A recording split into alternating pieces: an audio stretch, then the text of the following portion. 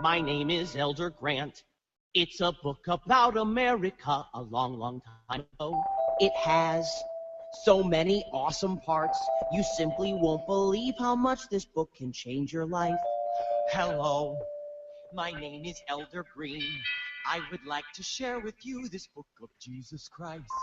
Hello, my name is Elder Young. Hello, did you know that hello. Jesus lived here in the USA? Uh, And read all about it now. my name is Doug Bundy, and I welcome you again to another episode of Voices from the Dust for Wednesday, the 7th day of May 2014. We welcome you to our show where we share the reason for the hope within us, the reason why the Latter-day Saints are Christians, and the reason why you should be too. Our message not only explains what distinguishes LDS doctrine from non-LDS doctrine, but also why we declare that the only salvation remaining for the Gentiles is for them to repent and to be baptized and thus to be identified in the same covenant and worship at the same altar as Israel. We've discussed in past episodes of Voices from the Dust Radio and TV, and you can access all of the past episodes on our website at voicesfromthedust.org. Just go there and click on the menu item TV, where you can watch the program live, or click on one of the links there that will take you to our YouTube channel or our Google Plus page or our Facebook page, all titled Voices from the Dust. On our Facebook page, just click on the tab labeled KVFD TV Live to watch today's program, or click on KVFD TV Archives to watch yesterday's program and past episodes. Well, we're just a tiny bit behind. Got changes. Didn't manage to pull it all off right on time, but pretty close, and I think we're going to be okay. Sam, once again, to our why won't I get frustrated because these things don't want to oh, I see what I was doing. I forgot what I was doing. Okay, so anyway, welcome, Sam. How are you this morning? I'm good, thank you, Doug. Thanks for inviting me. I'll only be able to be here for about 20-25 minutes today. Oh, okay. Well, like I said, we're always glad to have you for as long as you can stay with us. I'm trying to talk and do a couple of things. Multitasking. I've never been able to multitask very well. I don't know why. I was a pilot. I thought I could. I loved that when I was flying airplanes. But then that seemed like one task to fly the airplane. But this, anyway, there's always things that pop up. Well, we're happy to have you today. The redeemed of the Lord shall return is our topic, and it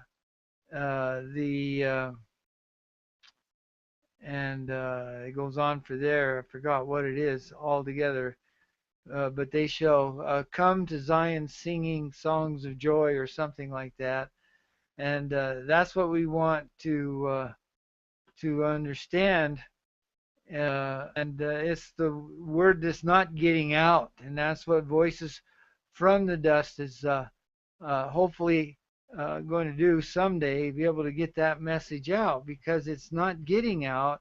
It's I shouldn't say it's not getting out. It's getting out. It's whispering. The Lord said it would get out, and so it will get out. There's no changing that, of course. But the thing that we want to do is, in doing our part for that, because he says, that there will be no ear that shall not hear, there will be no eye that shall not see, there shall be no heart that shall not be penetrated. So we know that it's all going out there. But the fact is that we cannot sit back and expect that to happen without our efforts to make it happen as well, right? I mean, if missionaries like you, Sam, and your wife, you know,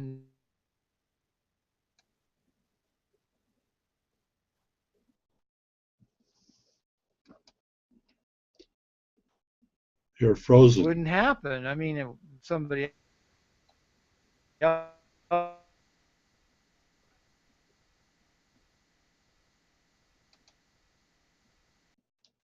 would do it, his program will succeed. You know, it's not dependent upon us, but we can be part of it.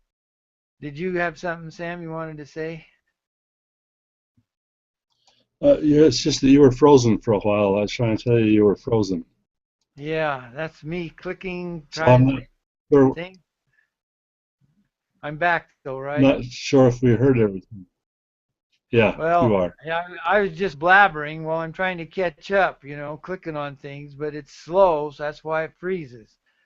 But yesterday I put together a little bit of a thing like this, uh, which I haven't done right.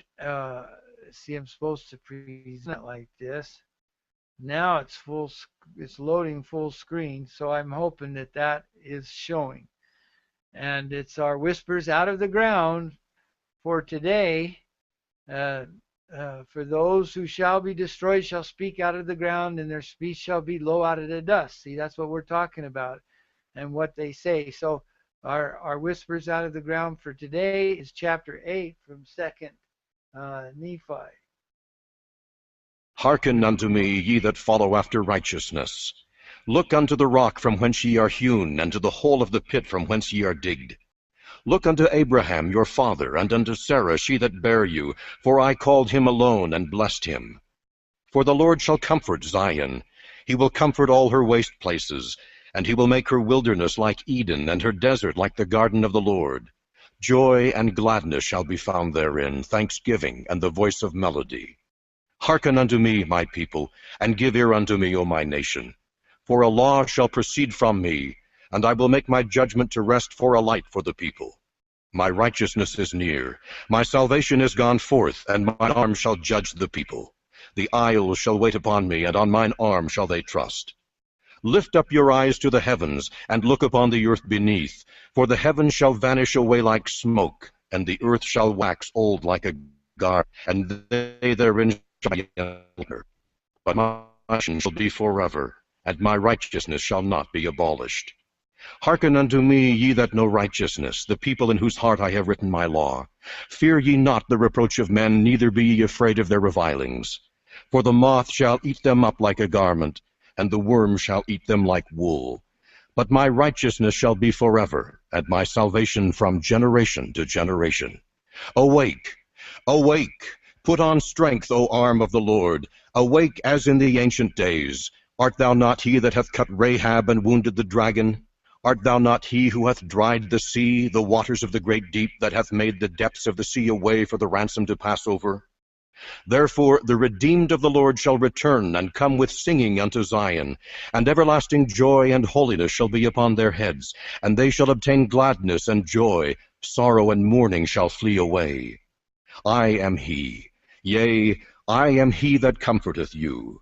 Behold, who art thou, that thou shouldst be afraid of man, who shall die, and of the Son of Man, who shall be made like unto grass, and forgettest the Lord thy Maker, that hath stretched forth the heavens, and laid the foundations of the earth, and hast feared continually every day because of the fury of the oppressor, as if he were ready to destroy? And where is the fury of the oppressor? The captive exile hasteneth that he may be loosed, and that he should not die in the pit, nor that his bread should fail. But I am the Lord thy God, whose waves roared, the Lord of hosts is my name. And I have put my words in thy mouth, and have covered thee in the shadow of mine hand, that I may plant the heavens, and lay the foundations of the earth, and say unto Zion, Behold, thou art my people.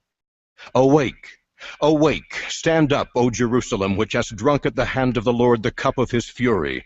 Thou hast drunken the dregs of the cup of trembling wrung out. and none to guide her among all the sons she hath brought forth, neither that taketh her by the hand of all the sons she hath brought up. These 2 sons are come unto thee, who shall be sorry for thee, thy desolation and destruction, and the famine and the sword, and by whom shall I comfort thee? Thy sons have fainted, save these 2. They lie at the head of all the streets, as a wild bull in a net. They are full of the fury of the Lord, the rebuke of thy God. Therefore hear now this, thou afflicted and drunken, and not with wine. Thus saith thy Lord, the Lord and thy God pleadeth the cause of his people.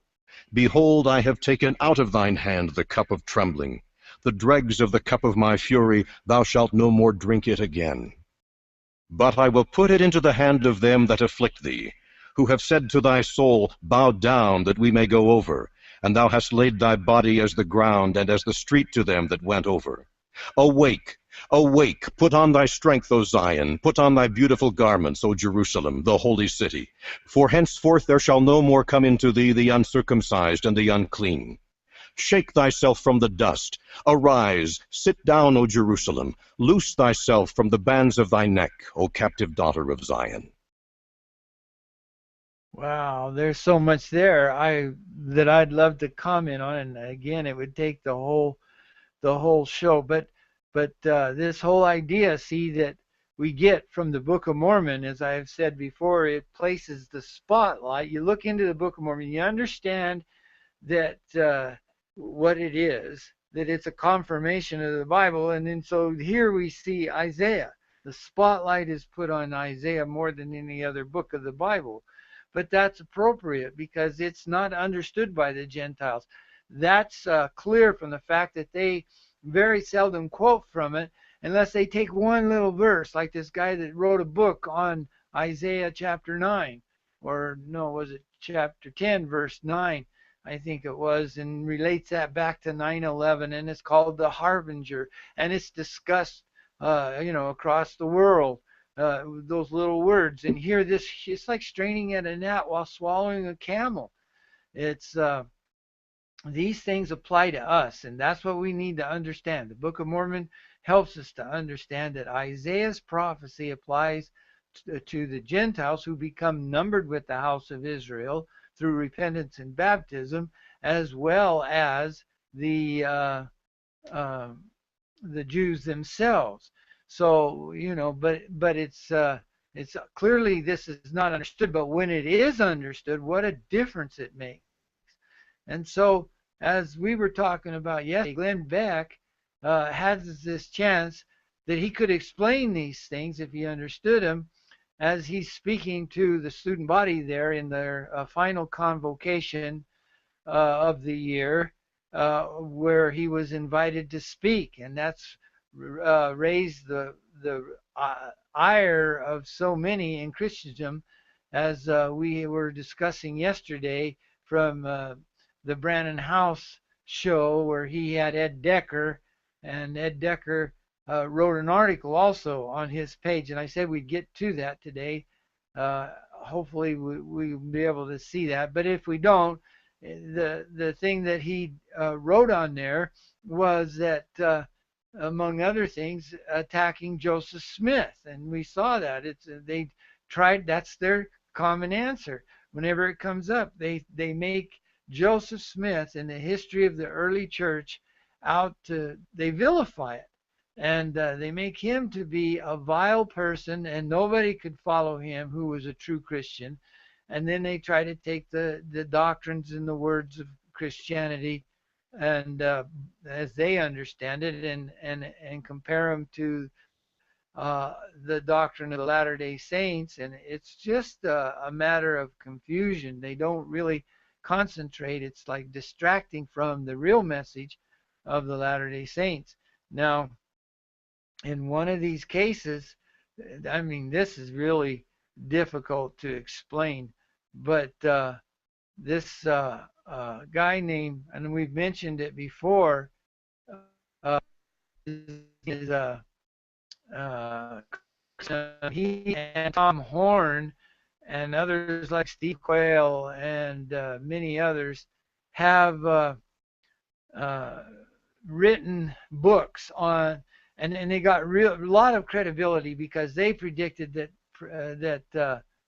they not only predicted that Pope Benedict would step down, but they predicted actually when he would announce it within days. I mean, it was incredible because that hadn't happened for 600 years. And so that gave them a lot of credibility. And they speak around the world, but they speak about this idea of fallen angels coming down and begetting giants through human women, you know. So it's they call them the Nephilim, and they use the Bible to try to build this story of that happening. And Chris Putnam is a scholar, and he tries to do that as well. I mean, he's a man explaining all this, but I've had a lot of, not a lot, but I had one instance of a conversation with this guy about Joseph Smith, and it was ridiculous. You couldn't get anywhere because they are convinced that what they call what they call is really their spin on history of the early church and of Joseph Smith. You can't convince them that he was anything but a scoundrel. They won't read Mormon, which is now here is his latest thing, his latest article on his website, Logos Apologia, defending the faith, evangelizing. I don't know what that, or no, that's just a funny E. Evangelizing the eschaton. Anyway, he's trying to make a play on words there and use Greek form of the words of apologetics. But here, Glenn, his article of yesterday, I think it was, or day before yesterday, Glenn Beck's Mormon Apologetics at Libertarian or at the Liberty University, and he says, as if kowtowing to Mormon Bishop Mitt Romney during the last election wasn't bad enough, Liberty University invited Glenn Beck to speak at its annual convocation ceremony. Beck disingenuously said, I share your faith, calling Mormonism a, quote, different denomination of Christianity, and referred to Joseph Smith as a martyr. Boy, that really makes them mad. These statements are far from the truth, says Putnam. Beck does not share the faith of the Baptist student body. Mormonism is not a different denomination, but a different religion. Islam is closer to Christian theology than polytheistic Mormonism. The canard that Mormonism is a Christian denomination is patently absurd. The God of Mormons is not the God of the Old and New Testaments, but an exalted man. Joseph Smith was not a man for his faith, was not martyred for his faith. He was in jail for treason against the state of Illinois and destroying the printing press of a newspaper that criticized his polygamy. Well, number one, he wasn't in jail for treason. He was in jail because he was accused of treason, and he voluntarily submitted himself to the law, where he should have been tried and the evidence weighed and everything brought to pass, but an angry mob killed him, and he knew that was going to happen, and he went anyway, saying he went with a mind that was void of offense towards God and towards men, that was at peace as much as a summer breeze, something to that effect, and yet they killed him. See, so you see how they twist history. Yes, he was in jail in Illinois, and yes, it was for the charge of treason, but he hadn't been convicted of treason. But their spin on it, see, makes people that don't understand, and then they repeat it. And saying, instead of saying that he had been accused of destroying the printing press of the newspaper that criticized his polygamy, they say he was jailed because of it. When an angry mob stormed the jail, well, at least he admitted It was an angry mob who stormed the jail where he was awaiting trial, or the proceedings that would lead to a trial, and under the promise of safety by the governor of Illinois. I mean, they don't tell the real story at all. And they're the ones that are so angry and so upset at the media because the media spins the truth, hides the truth, and refuses to cover the most important story. So here they do this very same thing, the hypocrites. He says, when an angry mob stormed the jail, Smith died in a shootout in which he killed 2 men. The LDS website preserves the eyewitness testimony of John Taylor. John Taylor was wounded in this attack. But they don't quote again the whole thing, just this little piece. I shall never forget the deep feeling of sympathy and regard manifested in the countenance of Brother Joseph as he drew nigh to Hiram and, leaning over him, exclaimed, "Oh, my poor dear brother Hiram!" He, however, instantly arose and with a firm, quick step and a determined expression of countenance approached the door and, pulling the 6-shooter left by Brother Wheelock from his pocket, opened the door slightly and snapped the pistol 6 successive times. 2 men were killed by Smith. They died later. Well, yeah, so a man doesn't defend himself? It's ridiculous. He had a right. Every man has a right, and the libertarian movement and the freedom movement, that's what they want to do. They're saying that they have a right to defend themselves and their family. But here, this man defending himself means that he wasn't murdered.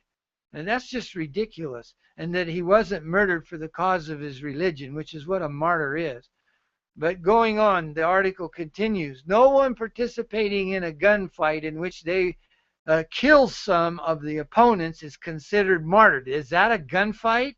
That wasn't a gunfight. That was an angry mob storming them and firing upon them. They were defending themselves. A gunfight like it was the OK Corral gunfight? I don't think so. Why is Liberty allowing Glenn Beck to mislead their students about Mormonism and a false prophet Smith? Liberty is treading the gospel underfoot for political expediency. Liberty University's status as an evangelical university should be questioned by parents and students. Apparently, Liberty now prefers to be categorized as politically conservative but religiously pluralist, a religiously pluralist institution. But I'm afraid, he goes on, he says this, I don't know why it's indented. Oh, it's a quotation, and he quotes from 2 Corinthians chapter 11, 3 through 4. But I'm afraid that as the serpent deceived Eve by his cunning, your thoughts will be led astray. This is 2,000 years ago they're talking about someone here. Your thoughts will be led astray from a sincere and pure devotion to Christ. For if someone comes and proclaims another Jesus, who's the other Jesus? Is it not Jesus of Nazareth? Is it not Jesus who was crucified, who lived, was crucified, and rose the 3rd day? Is it not Jesus who chose his 12 apostles and ministered to them 40 days after he was resurrected, and then came to America and ministered to the people in America, and they became they were organized in a church just as they were in the Holy One? This is not another Jesus. This is the same Jesus that was the one that the apostles proclaimed, that's recorded in Judah. And it says, if you have received a different spirit from the one you received, well, no. The Mormons know by the same spirit that the early Jewish Christians knew, and the spirit that they received, if that testifies that Jesus is the Christ. That's the same spirit. And then it goes on, if you accept a different gospel from the one you accepted. Well, it's not a different gospel. It's the same gospel. It's the restored gospel back to the one that was given to those ancient people. Today's gospel that you don't have to be baptized, that God is this weird Trinity concoction that they've come up with, and that there is no true church of God. That's far removed from the one that they accepted. And they put up with it readily enough, but they reject the fullness of the gospel as it's been restored by the Lord Jesus Christ himself. And then they give this video here of Glenn Beck, which we got in trouble for playing on Google Hangouts. So anyway, this idea that the redeemed of the Lord shall return, and that the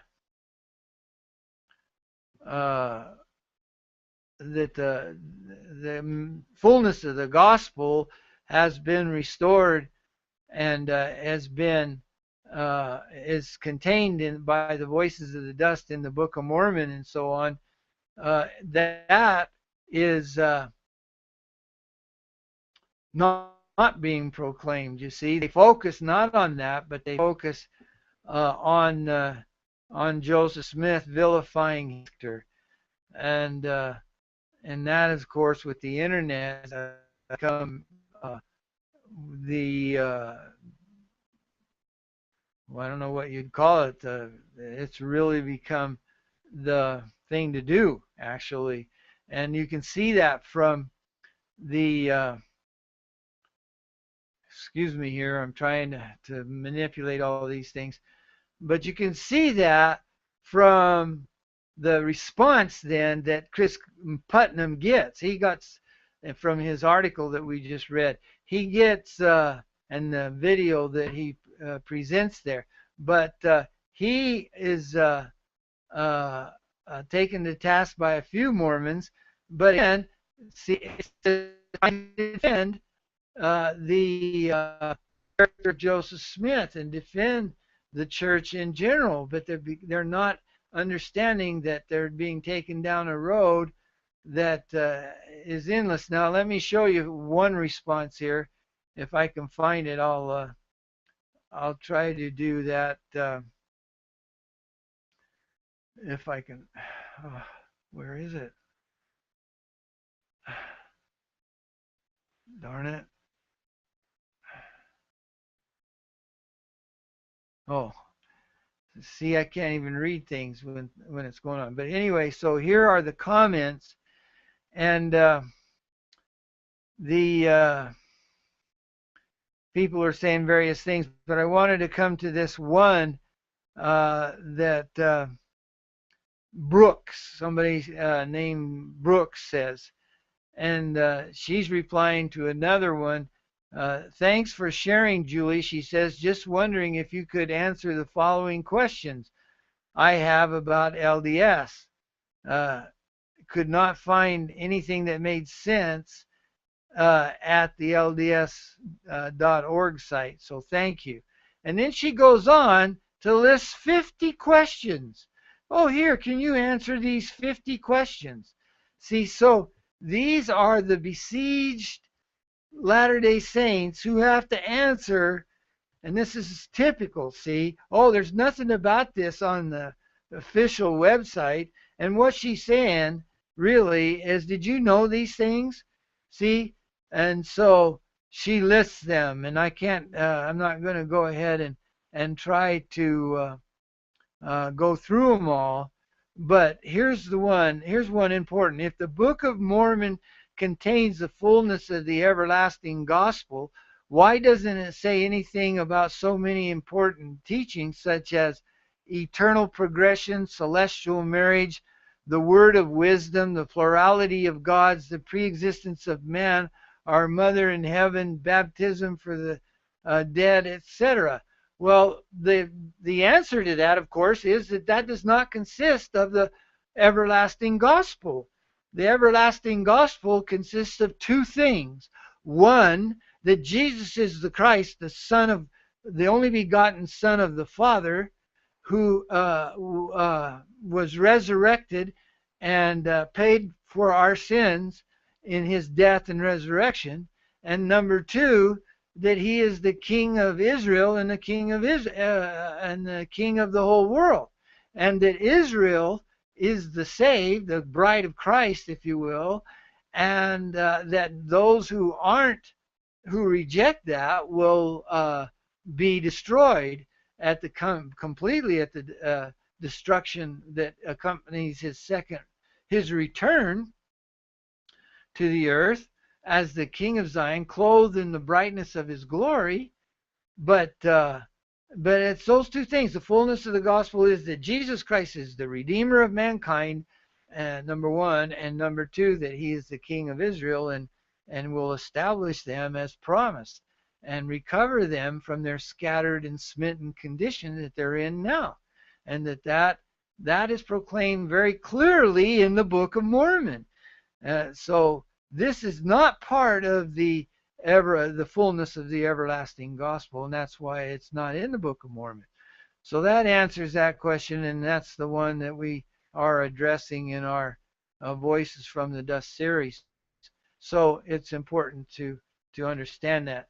Now I'm going to try to play a clip showing how important. Well, let me lay this out. We want to see how important that is by understanding, as I wrote in my open letter, that this is the fullness of the gospel, and that America, part of that proclamation, and I left that out, of the fullness of the gospel. The fullness of the gospel, the second part, that Jesus is the King of Israel, includes that America is the land of Zion, and that he has proclaimed that he will gather his people together and build a new city called the New Jerusalem. That was another one of her questions. Why wasn't that built, that city? Well, you're a little too soon, because it's going to be built, and it's going to be a magnificent thing when the house of Israel is gathered to the land of Zion, which is America, and they are established here and building and preparing, girding up their loins, preparing for the coming of the groom. So this is important for them to understand. The house of Israel has to be gathered together, like Jesus said. You'll know where they are because the eagles gather to the carcass, and so where the gathering is going to be is right here in America, and you'll see that. But they can only see it by the eye of faith now if they believe the Book of Mormon. If they believe the voices from the dust. You see, they don't believe the voices from the dust, and that's one thing they can choose, but they need to know that that's the choice, and that's not what's happening. So I'm going to try to play a clip here of what's happening from the elite point of view. It's kind of, we sort of skipped over, I guess, our discussion of the update, our awful situation update that we normally have. Let's see.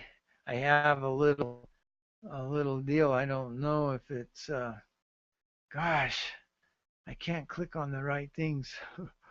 Right here. Okay, so we had that, but if I go full, yeah.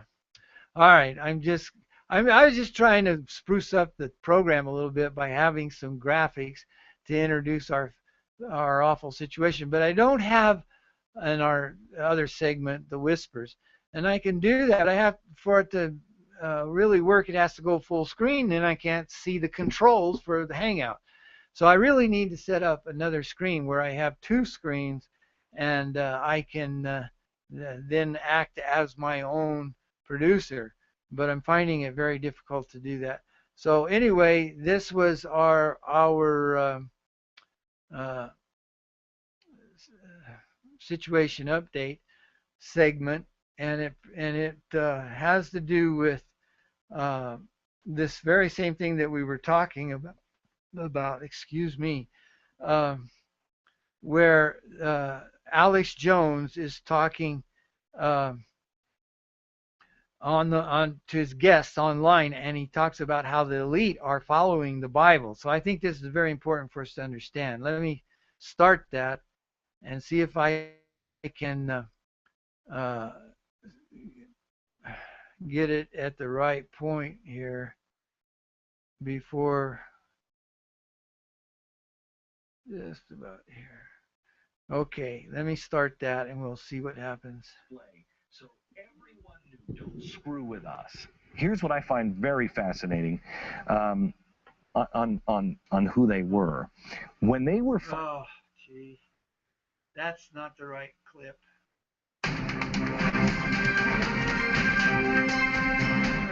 Say that, like they're the universe, they're the... As abortion becomes more race. Charles, you're on the air. basically 1/3 of the earth dies in the plague. World War III comes along. I mean, 1/4 of the earth dies in the plague.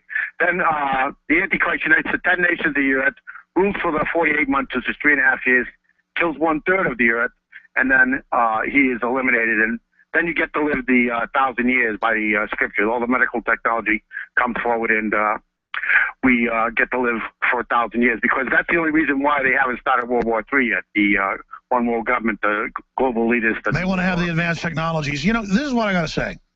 Even if you don't believe in God and the Bible, what it really says, what Genesis really says, what Ezekiel really says, what Daniel really says, what Revelations really says, is all coming true like a science fiction movie. And there's no way those people could just be making all this up. And it's bizarre. I mean, it really is a riddle wrapped in an enigma that the UN is setting up a system they call 10 kingdoms with sub-regions, and each region's into 10 regions. We have 10 FEMA regions. And they even, I mean, they follow the Bible. That's the weird thing, is the elite are following the Bible judiciously, and they believe in the devil and worship him. They believe the devil. And again, they believe in Lucifer. They believe Lucifer's the good guy and Jesus is the bad guy. They're Rosicrucians. What do you think of that? Well, the oldest religion in the world is the worship of Moloch. They come from before Babylon, and that's you know, the elitists of the earth are really into Moloch, right to the ninth degree. So that's where we're really headed at. Is they're trying to force a Moloch religion right into our religion by getting rid of God and all. And at one point, the friction will go kaboom, and God will win, because good always wins out over evil. Unfortunately, evil is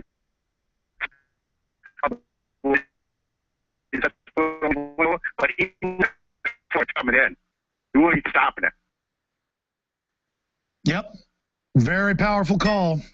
I just can't believe it all. It's all happening. I just can't believe it. I mean, I just marvel. We're living in the times that John wrote about. Any way you slice it, even if it isn't real. We know John was a real guy in the Roman histories and the Jewish histories. We know Jesus was a real guy. But I mean, even if you don't believe the whole story of the Bible, I'm just for argument's sake, the elite are using it like an instruction manual. You know, 1984 isn't supposed to be an instruction manual. That's what I said to Hillary Clinton. Just 6-7 years ago, they would deny that they were spying on us with the NSA, even though it was public, and whistleblowers have gone public. Okay. Anyway, that's trying to get the horn off there. That is the little horn in the book of Revelation. But you see, they're following. Alex Jones noticed this, of course, from his studies, and the movement in general, the freedom movement in general, understands that the elite, the global elite, are following the Bible. Probably not by design. It's just that the decisions they make come out to be. Then they notice that it's happening, and as he says, though, they expect Lucifer to come out on top. In fact, they look at Lucifer as the champion, the bearer of light, and Jesus says the usurper, you see, and that's going to be really a big part of the events that are taking place, and we can see them shaping up as Alex has said. But what they're missing is the other part that is provided by the Book of Mormon, the fullness of the gospel.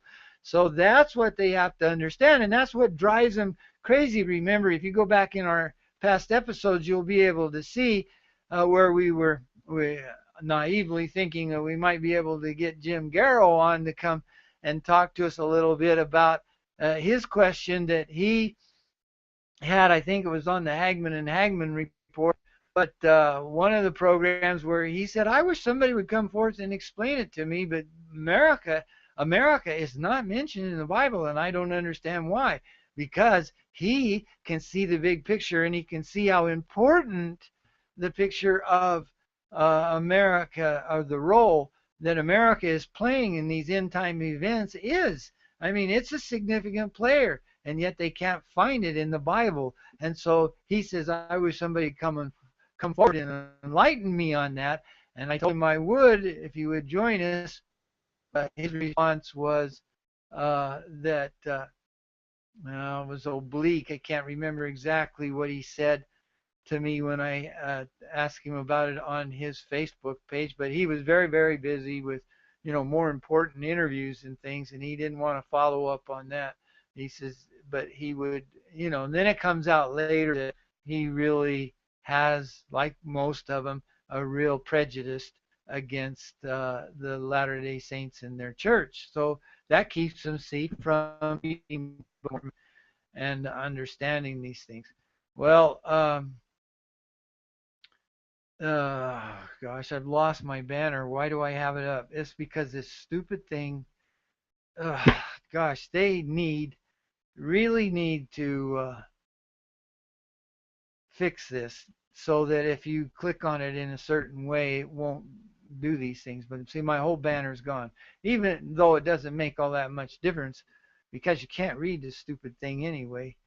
And I never have been able to figure that out, why I don't have the resolution. Sometimes it's there and sometimes it's not. But I'm going to put this up again. It just interferes with my train of thought, of course, because I have but anyway,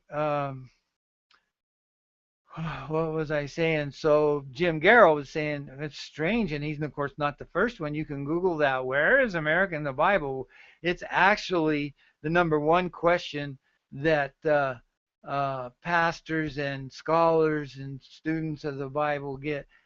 Why is not America mentioned in the Bible? Well, the answer is that it's mentioned in the Book of Mormon, that it comes from Joseph, not Judah, that it's the second witness to Jesus Christ that explains the role of America.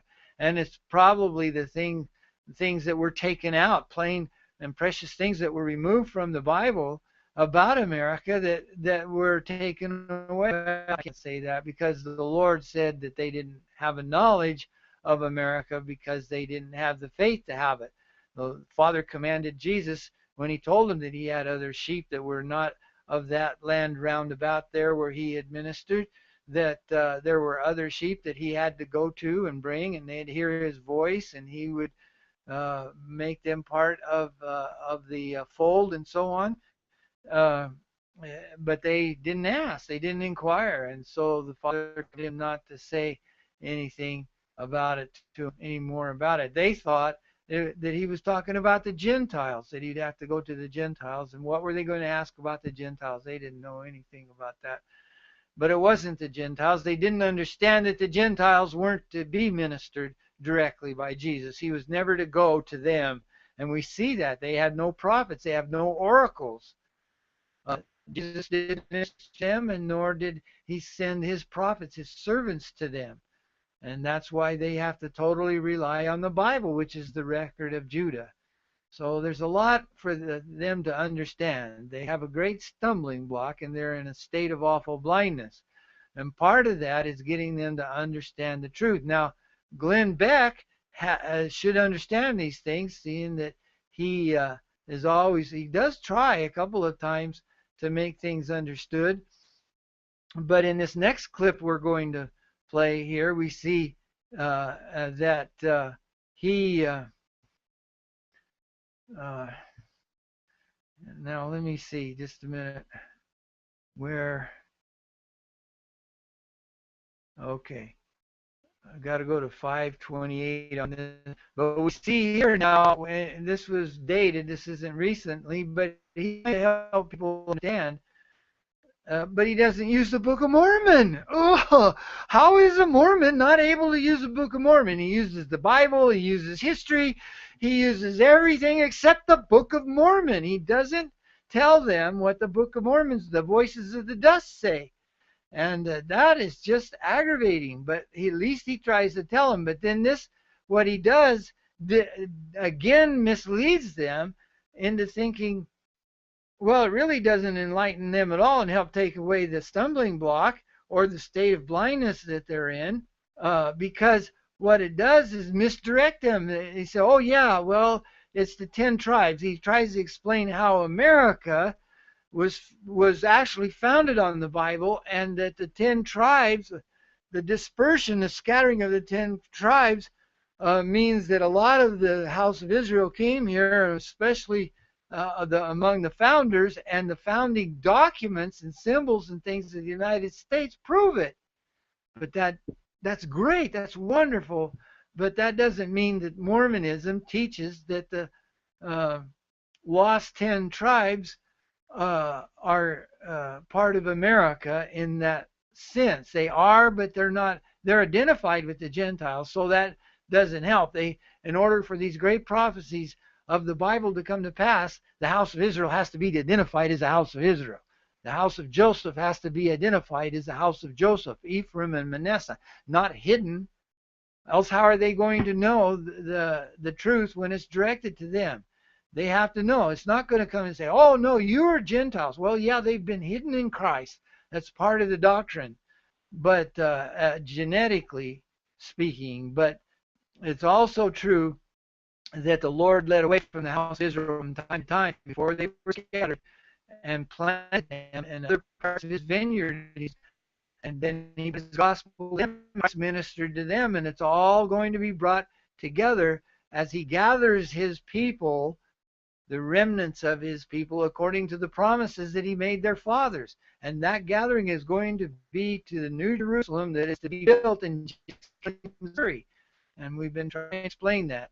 But we might be just talking to the wind. I don't know. I'm going to play this clip, though, of Glenn Beck that shows what we're talking about. I've got to go to a certain part of it.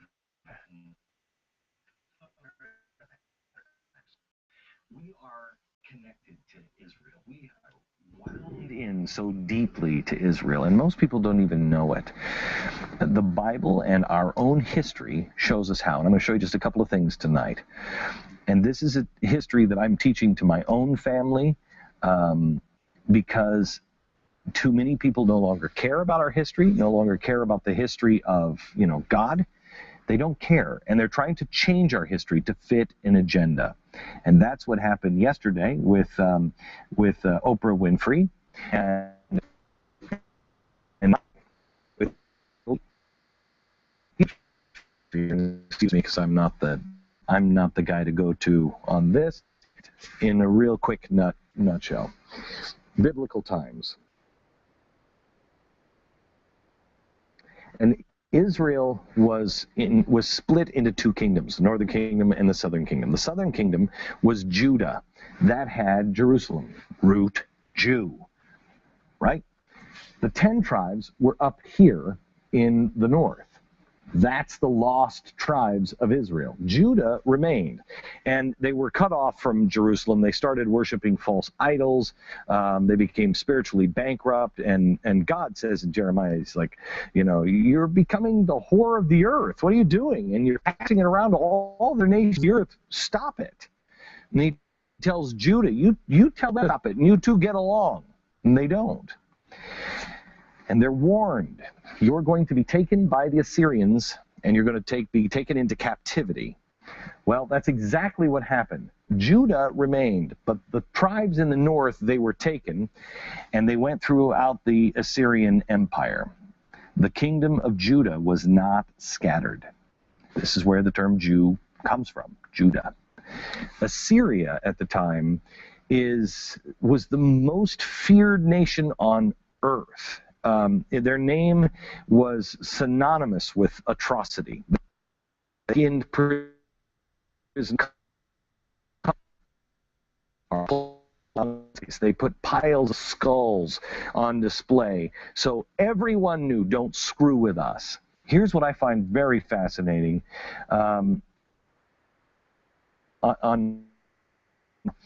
When they were finally defeated, they had all of this tribe of Israel as captives. But when they were finally defeated, the Assyrians and the Israelites, they fled, and they went north, and they fled into captivity, or out of captivity. The Caucasus Mountains, or where you hear the word Caucasian, the Caucasus Mountains. What's interesting is the Assyrians, who are very good, meticulous record keepers, and who were just brutal, they settled in Italy and in the Germany area and the Russia area, where fascism comes from. But the Israelites, the lost 10 tribes, they scatter the other direction. They went to the coastlines, generally in the area where our pilgrims came from. Judah kept the Torah alive. Those who were taken captive by the Assyrians, Caucasians, over the mountains, and they started to populate the western part of Europe. All of Western civilization is based on the laws of Israel. And our entire history is directly tied to this moment. Okay, I want to pause it there because I'm afraid of getting another violation. I got a violation from playing the whole clip once before, and the other day, and so Google has charged me and said, well, that's strike one, you know, and so you get 3 strikes, I think, and then you're out or whatever. But so I don't want to play the whole clip. We'll play a little bit more of it in a minute. But let's talk about that now. So see, here he is understanding that Israel actually is part of the heritage of the European Caucasian races. And genealogy shows that. I think we saw that on a previous program and chart, especially the British Isles. They are very heavily saturated, you could say, with the DNA of Joseph, of Ephraim. And there's even churches that are built on that. They would be called cults probably by these people. But at any rate, they are the idea that the British Kingdom is actually the house of Israel is an old idea, and so on. But what happens is that the Book of Mormon doesn't talk about the lost 10 tribes. That's the amazing thing. People then take this that Glenn Beck is explaining, and of course, like I said, he's not the first one to explain it. But they take that idea and attribute it to the Book of Mormon, and that's the wrong idea. That's the idea that was in the book. If we go way back where we were talking about the manuscript found by Spalding, Solomon Spalding, but especially the view of the Hebrews, see, they saw these real connections. These early Americans saw these connections with the house of Israel that they found among the tribes of North America. And there were a lot of them, and their conclusion was that they were the 10 tribes, the lost 10 tribes, right? And they had come over here. But see, the Book of Mormon is not like that at all. It doesn't talk about the lost 10 tribes in any fashion except that they too were lost and that the Lord went to them. The Book of Mormon is all about Joseph. It's not about the lost 10 tribes. It's about Ephraim and Manasseh, and all the other tribes it doesn't mention. Lehi was a direct descendant of Manasseh, and